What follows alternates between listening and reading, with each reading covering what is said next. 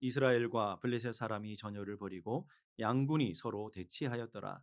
다윗이 자기의 짐을 짐 지키는 자의 손에 맡기고 군대로 달려가서 형들에게 문안하고 그들과 함께 말할 때에 마침 블레셋 사람의 싸움 도두는 가드 사람 골리앗이라 하는 자가 그 전열에서 나와서 전과 같은 말을 하매 다윗이 들으니라.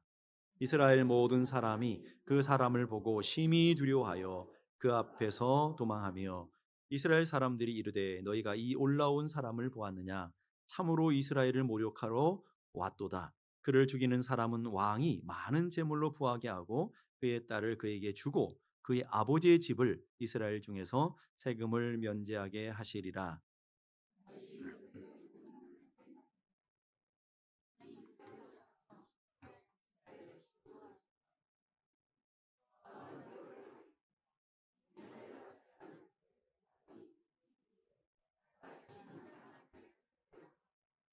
백성이 전과 같이 말하여 이르되 그를 죽이는 사람에게는 이러이러하게 하시리라 하니라. 큰형 엘리압이 다윗이 사람들에게 하는 말을 들은지라. 그가 다윗에게 노를 바라여 이르되 내가 어찌하여 이리로 내려왔느냐 들에 있는 양들을 누구에게 맡겼느냐 나는 내 교만과 내 마음의 완악함을 아노니 내가 전쟁을 구하러 왔도다. 다윗이 이르되 내가 무엇을 하였나이까 어찌 이유가 없으리까 하고 돌아서서 다른 사람을 향하여 전과 같이 말하매 백성이 전과 같이 대답하니라. 아멘. 우리 앞뒤 좌우에 있는 분들과 인사하십니다. 주님이 당신을 책임지십니다. 아멘입니까? 야, 이거를 한 단어로 하면 주책이라는 거예요. 그래서 우리 앞뒤 있는 분들에게 다시 한번 인사할 때 당신은 주책입니다. 이렇게 인사하십시다. 잘 해석하셔야 됩니다. 주님이 여러분을 책임져 주신다. 여러분이 인생에 고난이 오고 환란이 올 때마다 난 주책이야. 난 주책이야. 이렇게 생각하시면서 하나님의 주시는 은혜 가운데 서는 여러분 모두가 되기를 간절히 바랍니다. 인생을 살다 보면 뜻하지 않은 골리앗들을 만나죠. 내 힘으로, 내 능력으로 도무지 넘어설 수 없을 것 같은 인생의 문제, 환란들이 우리 인생에 많습니다. 때로는 가정의 문제로, 때로는 자녀들의 문제로, 때로는 내 인생의 질병으로 다가올 때 우리는 그 인생의 문제 앞에서 얼마나 두렵고 얼마나 무서울 때가 많습니까? 오늘 이 골리앗이라는 인생의 문제는 오늘 이스라엘 백성들에게만 주어진 문제가 아니라 오늘 이 땅을 살아가는 누구에게나 닥치고 누구에게나 존재하는 인생의 문제라는 것을 기억해야 될 줄로 압니다. 인생의 위기를 만났을 때 인생의 골리앗을 경험하고 인생의 요단을 만나고 인생의 홍해를 경험하고 인생의 죽음의 골짜기를 통과하는 하지만 그 인생의 문제를 통해서 다윗처럼 위대한 역사를 만들어가는 사람이 있는가 하면 어떤 사람 그 인생의 문제 앞에 넘어지고 믿음을 잃어버리는 사람들도 있더라는 것이죠. 인생의 고난을 만났을 때 어떻게 우리의 믿음의 반응을 따라서 우리는 하나님의 놀라운 역사를 경험하기도 하고 때로는 무너진 삶을 살아갈 수도 있는데 오늘 본문에 세 가지의 반응이 나오는 것을 보게 됩니다. 첫째는 인생의 골리앗만 만나면 회피하고 도망가는 인생이 있습니다. 오늘 사무엘상 17장 11절 보니까 사울과 온 이스라엘이 블레셋 사람들이 이 말을 듣고 골리앗의 말을 듣고 놀라며 크게 두려워하니라. 놀라고 두렵고 떨리는 그런 삶. 그다음에 24절 보니까 이스라엘 모든 사람이 그 사람을 보고 심히 어땠어요? 두려워하게 되는. 두려움으로 끝나지 않죠. 두려워하여 어떻게 했습니까? 그 앞에서 도망가니라. 인생의 문제와 골리앗을 만날 때마다 회피하고 도망가고 피하는 그런 사람들의 모습을 보게 되는 것이죠. 모든 용사도 사울마저도 이스라엘 이끌어가는 사울마저도 두려워 벌벌 떨면서 골리앗 앞에 도망가기 바쁜 이스라엘 모습. 이건 못해. 이건 불가능한 문제야. 이건 그 누구라도 감당할 수 없는 문제 앞에 살아가는 이 골리앗이라고 하는 사람과 싸워보지도 않고 인생의 문제하고 결단하고 부딪혀보지도 않고 싸워보지 않았잖아요. 누가 한 사람 죽은 사람도 없잖아요.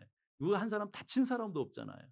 그리고 골리앗이 얼마나 힘이 센지 골리앗이 얼마나 싸움을 잘하는지 아무도 몰라요. 겉으로 보여지는 골리앗 앞에서 벌벌 떨고 무너지며 도망가고 있는 이스라엘 백성들의 모습이라는 거예요. 오늘 우리 인생도 마찬가지 아닙니까? 여러분이 만나는 질병이 너무 커 보이니까 부딪혀 보지도 않고, 여러분의 인생에 만난 원수들이, 여러분의 인생에 만난 경제적인 어려움들이 부딪혀 보지도 않고, 이건 안 돼, 이건 못해, 경기가 안 좋아서 안 돼, 뭐 이래서 안 돼, 저래서 안 돼, 안 될 이유를 찾으며 회피하고 도망가는 많은 사람들을 보게 되는 것이죠.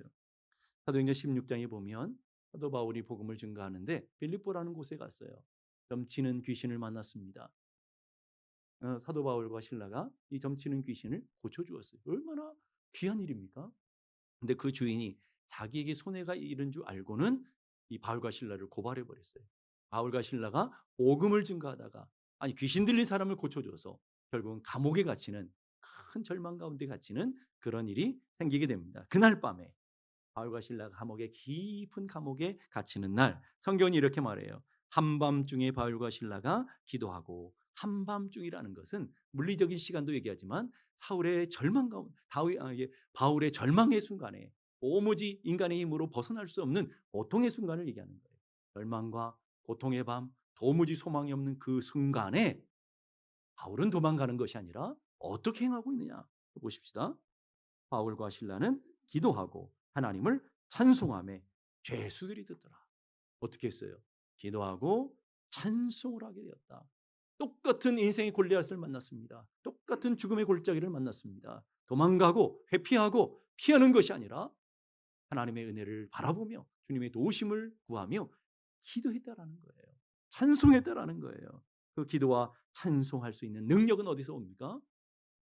보이는 이 감옥이라는 실체를 바라보는 것이 아니라 감옥을 다스리시며 모든 인생의 주권자 되시는 살아계신 하나님, 바울이 만났던, 바울이 경험했던 전능하신 하나님, 인생의 고비 고난 속에서 일하셨던 신실하신 그 하나님을 믿으니까 더 이상 감옥이 인생의 절망이 되지 않고 인생의 밤이 더 이상 밤이 되지 않고 있더라는 것이죠.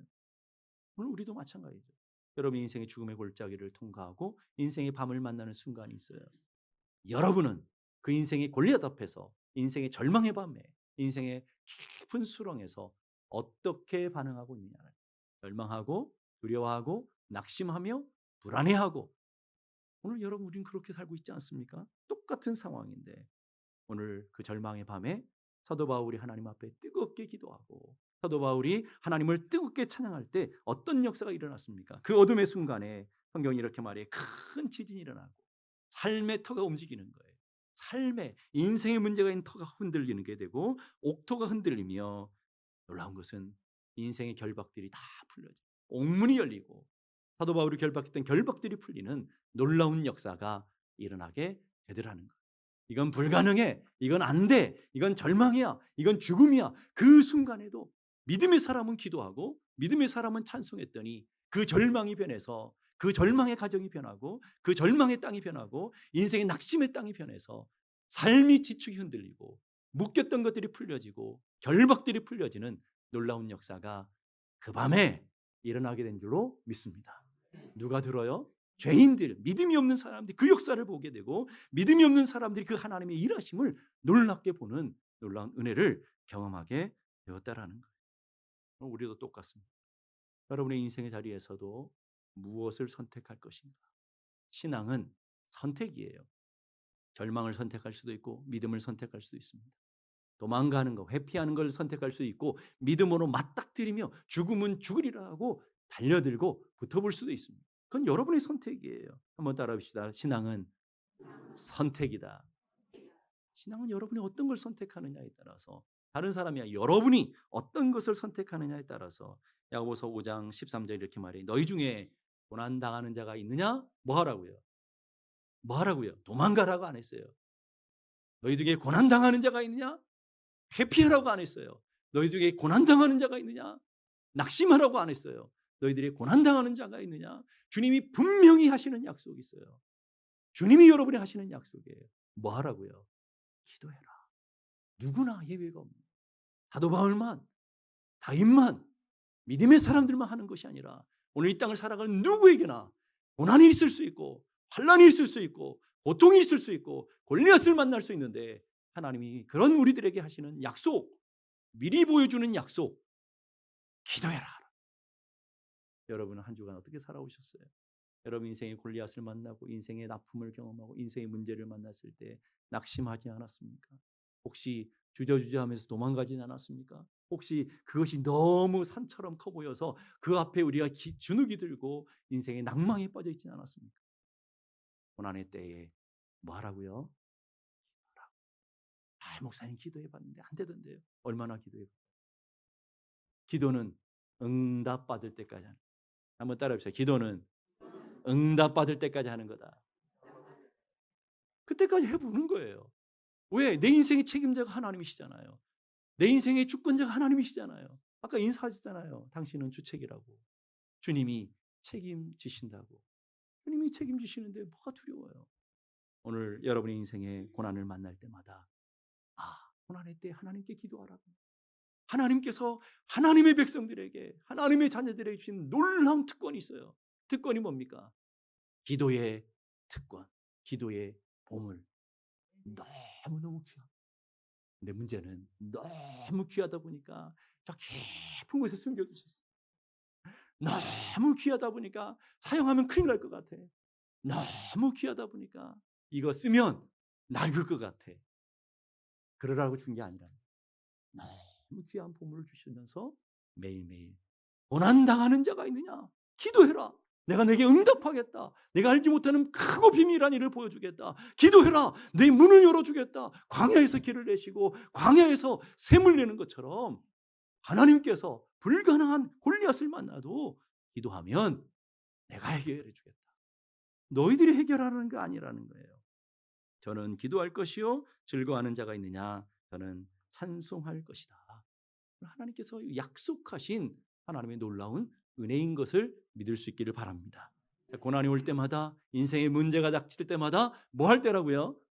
기도할 때라는 거예요. 하나님 앞에 나올 때라는 거예요. 잠자던 영혼들이 하나님께서 고난을 통해서 여러분을 막 깨우시잖아요. 지금은 기도해야 될 때야. 지금은 기도해야 될 때야.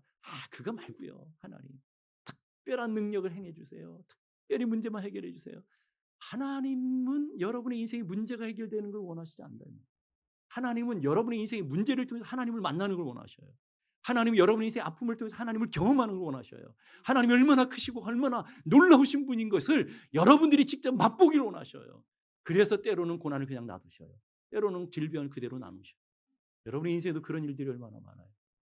오랫동안 기도한 것 같고 오랫동안 내 인생을 버티고 있는 인생의 문제들이 얼마나 많습니다. 내가 믿음이 없는 것도 아닌데 하나님께서 여전히 남겨두신 문제들이 얼마나 많아요. 뭐 하라는 사인이라고요? 기도하라는 사인. 기도하셔야 돼요.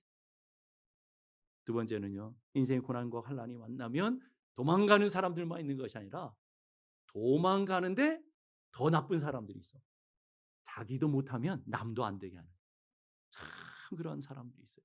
인생에 하나님의 일을 하다 보면 하나님의 역사를 하다 보면 예상치 못한 방해꾼들을 만나요. 오늘 본문에 그 방해꾼이 다윗의 방해꾼이 누군지를 정확하게 얘기했어요. 28절 보니까 큰형 엘리압이 큰형 다윗을 지지해 줘야 되고 다윗을 격려해 줘야 되고 그래 네가 용기가 대단하구나 격려해 줘야 되고 힘을 줘야 될 가족이 든든한 지지 기반이 돼야 될 남편이 든든한 지지 기반이 될 아내들이 오늘 다 기죽을 죽인다. 이게 문제라는 거예요. 성경은 이렇게 말해요. 마태복음 10장 36절 보니까 사람의 원수가 어디 있다고요? 집안에 있어요. 남편이 왼수일 때가 많고요. 아내가 왼수일 때가 많고요. 여러분의 자녀를 기죽이는 사람은 이웃 사람이 아니에요. 엄마들이에요. 아빠들이에요. 넌 이건 안 돼. 넌 못해. 이거 하면 안 돼. 그러면서 기를 얼마나 죽여야 됩니까? 여러분 남편이 뭐 하려고 하면 당신은 늘 하는 것이 그 모양이잖아. 얼마나 기를 죽여야 됩니까? 아내가 가장 상처받는 사람은 누구예요? 목사가 아니에요, 여러분. 네? 여러분의 남편에게 상처를 받는 거예요. 집안 식구가 집안에 있어요. 원숙 집안에 있어요. 큰형 엘리압. 왜 큰형이라고 했을까요? 다윗의 가장 든든한 지원자가 돼야 되고 다윗의 가장 든든한 격려자가 돼야 되는데 지가 못하니까 자기가 두려우니까 남도 안 될 거라 생각해. 네 같은 게 뭘 한다고. 나도 안 되는데 네가 뭘 한다고. 자기가 안 돼도 남이 할 수 있는 거예요. 내가 못하면 남들이 할 수 있도록 해야 되는 거예요. 교회도 그런 분들이 얼마나 많은지 몰라요. 우리 교회만 빼고요. 보면 자기가 못하면 남들도 못하고, 자기가 봉사할 상황이 안 되면 남들도 하는 걸 방해해요. 뭐 교회가 뭐 하려고 하면 자기가 못하니까 꼭 왼수들이 하나씩 있어요. 우리 교회 말고라고 있어요. 우리 교회 그런 분이 안 계시는데 어디 가도 그런 분 한 분씩 있어요. 그래서 너 양 어디 두고 양이나 지키지 이 말이잖아요. 내 분수 좀 알아라 이 말이잖아요. 설치지 마. 네가 뭘 한다고. 네 군인도 아니잖아요. 훈련을 받은 적도 없잖아요. 전쟁에 경험한 적도 없어요. 누가 봐도 객관적으로 아무도 안 해요. 야, 내가 훈련 받은 나도, 아니 내가 군인인 나도, 무장된 나도 아무것도 못 하는데 니까지 이게 뭐 한다고. 교회는요, 능력 있는 사람들이 하는 게 아니에요. 언제나 연약하고 볼품없고 부족한 것 같지만 믿음으로 살아가는 사람들, 믿음으로 역사하는 사람을 통해서 우리 교회가 여기까지 왔고 또 하나님 나라는 왕성하게 펼쳐지는 걸 믿으셔야 돼요. 여러분, 그러니까 그걸 바라볼 줄 알아야 되는 거예요. 마태복음 20장에 보면 맹인 두 사람이 있습니다. 예수님에 대한 소문을 들었어요. 예수님은 모든 걸 고친다더라. 예수님 모든 걸 치유하신다더라. 이 맹인 두 사람의 마음속에는 소망이 생겼어요. 언제 그 예수가 오실까? 오늘일까? 내일일까? 근데 소문을 들었어요. 그 예수가 온다더라. 이 마을에. 얼마나 간절했겠습니까? 아침부터 자리를 탁 끼고 다른 사람들보다 먼저 자리를 폈을 거예요. 정말 소망하며 갈망하며 갔을 거예요. 아, 예수가 온다 그랬더니 이 두 사람 어떻게 반응합니까? 소리 지르면서 나사렛 예수여, 나를 불쌍히 여겨 주십시오. 성경이 이렇게 하잖아요. 주여, 우리를 불쌍히 여겨 주십시오. 여러분들이 예수님과 동행하는 사람들이면 어떻게 하겠어요? 우리 교회 성도들은 그럴 거예요. 예수님, 저 사람이 주님을 찾습니다. 저 사람이 불편함을 갖고 있습니다. 저 사람이 주님의 도우심을 구했습니다. 우리 교인들은 그럴 거예요. 영적 수준이. 근데 그때 예수님 옆에 있었던 사람은 어땠어요? 입 닥쳐. 잠잠하라. 침묵을 요청하는 거예요. 아니, 네가 뭐라고 소리 지르냐? 그러면 여러분 같으면 어때요? 여기만 교회야?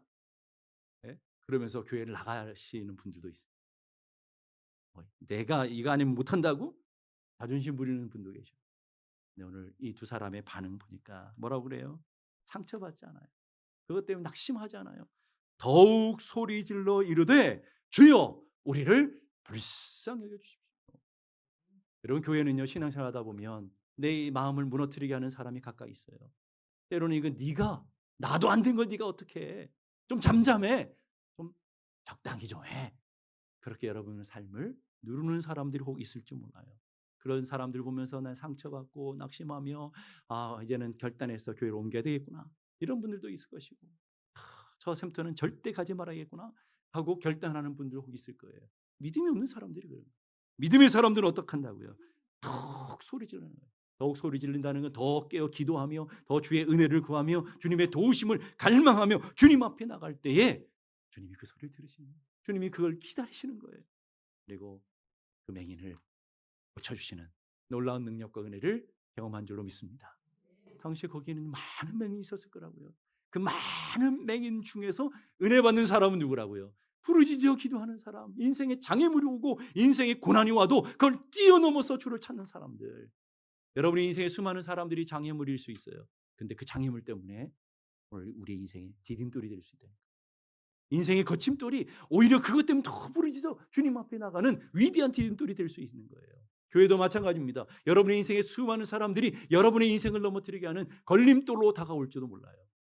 그런데 믿음의 사람에게는 그 걸림돌마저도 디딤돌이 되어진다라. 한번 따라합시다. 인생의 거침돌 되지 말고 디딤돌 됩시다. 아멘입니까? 여러분들이 거침돌 되지 말고 또 그 거침돌 때문에 넘어지지도 말고 디딤돌 되어서 하나님의 역사들을 살펴가는 하나님의 사람들이 되어야 될 줄로 믿습니다. 어떤 일이 났을 때 우리의 반응이 중요한데 그에 굴복할 것이냐 아니면 극복할 것이냐. 한번 따라합시다. 굴복할 것이냐 극복할 것이냐. 그건 여러분의 믿음이라는 거예요. 이것도 선택이죠, 여러분. 굴복하는 쪽을 선택할 수도 있고 극복하면 선택할 수도 있고. 세상에서 제일 쉬운 건요, 안 하면 돼요. 더러워서 안 해 하고 안 해버리면 돼요. 그런데 그들에게는 아무런 역사가 나타나요. 때로는 힘들고 때로는 도전이 오고 때로는 아픔이 와도 그걸 뛰어넘는 사람들에게만 하나님의 놀라운 역사가 나타나는데, 심리학자는 아들러라고 하는 유명한 심리학자 이런 얘기 있어요. 이 땅의 모든 성공자들은 자신의 인생의 마이너스를 플러스로 바꾸는 능력의 사람들이다. 마이너스가 올 때, 우리 인생의 저항이 올 때 그걸 뛰어넘을 수 있는 하나님의 사람들. 세 번째는요, 그 고난, 골리앗이 오든 그것이 요단강이든 그것이 인생의 태산과 같은 인생의 문제이든 그 문제를 믿음으로 직면하는 사람들이 있어요. 여러분들처럼, 예배드리는 분들처럼 고난이 올 때마다 직면하며. 골리앗은 문제를 직면하는데 문제를 직면할 수 있는 능력은 다른 데 있는 게 아니에요. 인생이 가다가 인생에 고난이 오고 아픔이 오고 또 가까운 사람들의 인생을 방해해도 그것 때문에 두려워하거나 낙심하지 않는다라는 거예요. 왜 그러냐? 골리앗보다 더 크신 하나님을 믿었기에, 인생의 문제보다 더 크신 하나님을 바라봤기에, 다른 사람이 볼 수 없는, 다른 사람이 알 수 없는 그 하나님을 의지하며 그 하나님을 바라봤기 때문에. 여러분, 이스라엘 군대도요, 군인들도 하나님 믿었던 사람들이었어요. 안식일을 지키고요, 하나님 말씀을 지켰던 사람들이에요. 더군다나 엘리압도요, 하나님 믿었던 사람. 그들이 믿었던 하나님과 다윗이 믿었던 하나님은 똑같은 하나님인 것 같은데, 문제는 뭐냐? 그들은 하나님의 실체를 믿은 것이 아니라 지식이었고요. 오늘 다윗은 하나님의 실체였어요. 허상이 아니었어요. 믿음의 내 인생을 통해서 경험했던 살아계신 하나님, 내 인생을 통해서 맛봤던 하나님의 능력, 내 인생을 통해서 경험했던 그 위대하신 하나님을 내가 믿었기 때문에 두렵지가 않은 거예요. 하나님은 실제시니까, 골리앗보다 더 크신 분인 것을 깨달았으니까. 45절 보십시다. 너는 칼과 창과 단창으로 내게 나아오거니와 나는 만군의 여호와의 이름 곧 내가 모욕하는 이스라엘 군대의 하나님의 이름으로 내게 나아가노라. 네가 없는 하나님이 내게 있다는 거예요. 이스라엘 백성들에게 없는, 그래서 두려워 떨 수밖에 없는 그 없는 믿음을 내는 있는데, 나에게 있는 것이 뭐냐면 나는 하나님이 있다라는 말이에요. 오늘 여러분의 인생도 마찬가지예요. 인생의 고난이 오고 환난이 올 때마다 직면할 수 있는 사람들은 믿음 있는 사람들. 그 믿음이 이론적인 믿음이 아니라 실제하는, 내가 경험하고 맛본 믿음을 가진 사람만 나아갈 수 있다라는 거예요. 그래서 오늘 다윗은 이렇게 분명하게 고백해요. 47절 보니까 전쟁은 여호와께 속한 것인지요. 전쟁이 누구에게 속한 거라고요? 믿습니까? 아멘은 잘해요. 인생의 문제 앞에서는 뭐예요? 내가 해결하려고 그래. 사람들이 해결해 줄 거라고 생각해. 전쟁은, 인생의 문제는 누구의 손에 있다고요? 하나님의 손에 있어요. 골리앗은 내가 이기는 거예요? 하나님 이기는 거예요? 알기는 잘하십니다. 자, 보세요. 다음 보세요. 87절. 전쟁은 여호와께 속한 것인지 그가가 누구예요? 하나님이 너희를 우리 손에 넘기시리라. 하나님이 이기게 하실 거라는 거예요. 분명한 믿음이 있는 거예요. 분명한 확신이 있는 거예요. 그렇기 때문에 다윗에게는 골리앗이 얼마나 큰지 보이지가 않은 거예요. 다윗이 무엇으로 무장하는지 중요하지가 않아요. 다윗이 얼마나 대단한 힘을 가졌는지 전혀 중요하지 않아요. 왜? 내가 믿는 하나님이 더 크시니까. 내가 믿는 하나님이 더 능력이시니까. 내가 믿는 하나님이 더 위대하신 분이니까. 오늘 우리가 믿는 하나님은 천지를 창조하신 분이시라면서요. 여러분이 믿는 하나님은 전능하신 분이시라면서요. 여러분이 믿는 하나님은 모든 것을 하실 수 있는 하나님이시라면서요. 아멘입니까? 그 하나님이 왜 인생의 문제 앞에만 오면 그 하나님은 왜 퇴근을 해버리실까요? 왜 인생의 문제 앞에만 서면 하나님이 어디론가 출장을 가버리시죠? 왜? 내가 믿음이 없기 때문에 그런 거예요. 진짜 하나님의 실제를 경험하지 않았기 때문에 그래요. 눈에 보이는 현상, 골리앗만 커 보이는 거예요. 영적인 눈이 없기 때문에 그렇더라는 거예요. 열왕기상 6절 보면 아람 군대가 엘리사가 있는 도단이라고 하는 곳을 다 포위해서 어마어마한 군대 와서 다 포위했어요. 아니, 밤에 잠잘 때는 몰랐는데 아침에 눈을 딱 떠보니까, 이 엘리사의 종이 눈을 떠보니까 아람 군대가 이 도단을 다 포위하고 있는 거예요. 다 둘러싸고 있는 거예요. 여러분 같으면 어떻게 했어요? 두려워서 벌벌벌 떨겠죠. 오늘 그 종도 그랬어요. 막 벌벌 떨면서 엘리사의 가슴을, 주여, 우리 죽게 되었습니다. 이제 끝났습니다. 우리가 어찌하면 좋겠습니까?